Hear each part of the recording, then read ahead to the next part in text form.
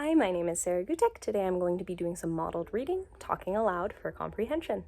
So the focus of this is connecting the reader to the author, identifying key features that tell us more about the author's intention, and figuring out the setting, characters, and actions, all of which will help us determine what this book and story are trying to tell us. So let's begin. The monkey who couldn't hang. Look, friends, a monkey! This is a monkey. So here we are activating some prior knowledge from some students, setting up knowledge for some students, and establishing character. All in that just first little bit, we are drawing importance to this monkey. So, written by Jennifer Waddle, illustrated by Richard Merritt. Let's jump in. Little Monkey ran and played with the other monkeys in the jungle. Look, friends, at the jungle. Do you see the trees and the vines? This book is set in a jungle.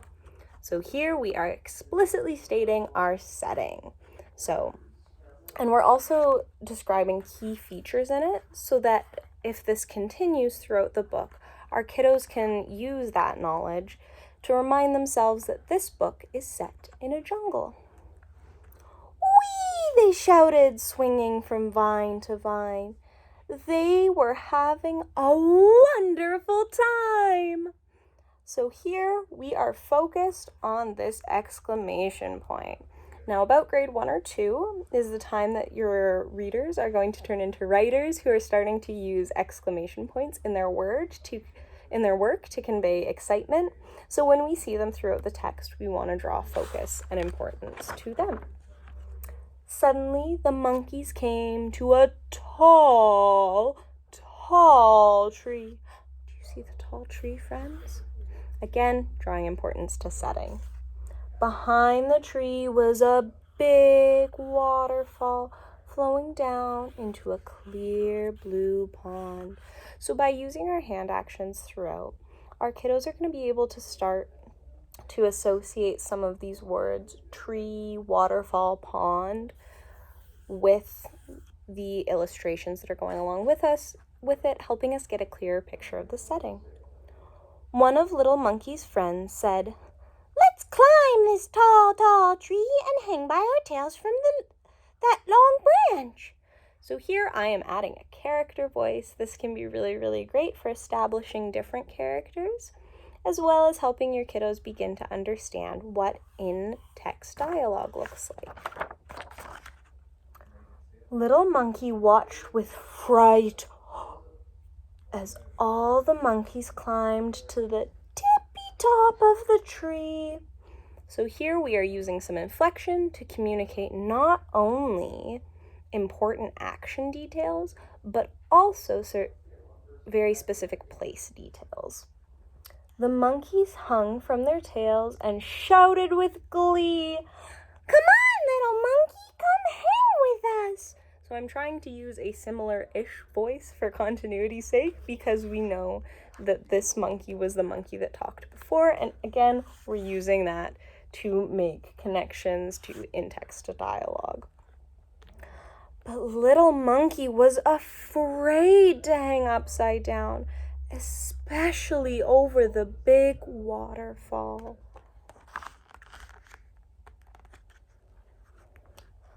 Feeling sad and alone, Little Monkey looked around.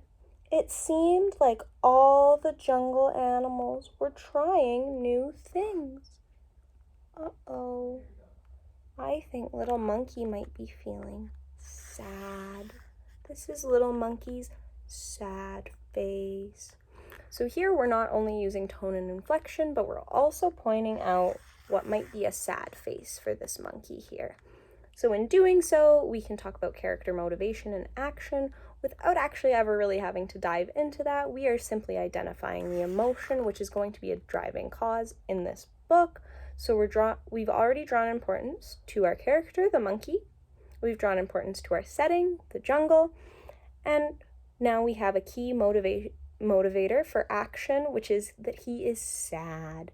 So now we're going to see how that drives the book forward. In a nest nearby, baby parrot, so I'm pointing to another character connecting the illustration to the words, was trying to fly. Flap, flap, flap. Anytime I'm seeing words in a different font, I am focused on them because I know that they're important words. And by pointing them out and saying them in a different tone, I'm helping my readers understand that as well. Went baby parrot's wings, and suddenly baby parrot was flying high in the sky. I've got another exclamation point there, so although I might not pause at this one to talk about it, I am using my voice to indicate that that's an exciting sentence. Down below, little monkey saw baby elephant trying to cross the river. Baby elephant looked afraid.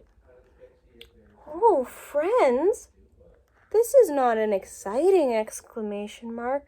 This is a big emotion exclamation mark. He's so afraid. Oh, no. So here is a really great spot to talk that this is not an exciting mark, it's an important mark. Because we know that it's not exciting that little elephant is afraid, but we know it is important. So this is another way that you can point out an in-text feature that your readers, who are turning into writers, can use throughout their own writing. But step by step, baby elephant walked through the water and made it safely to the other side. Way to go, baby elephant! So here we're using action to associate a common phrase with what's going on in our book.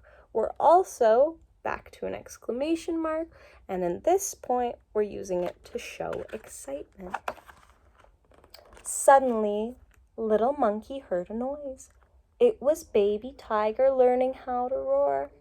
At first, baby tiger was too shy to try, but finally baby tiger opened wide and let out a great big roar. Roar! So here we're using our dialogue again, as well as what's going on. We might want to have a conversation. I don't know what I'm saying about that, so we're going to skip it. Scampering away, little monkey wandered through the jungle all alone.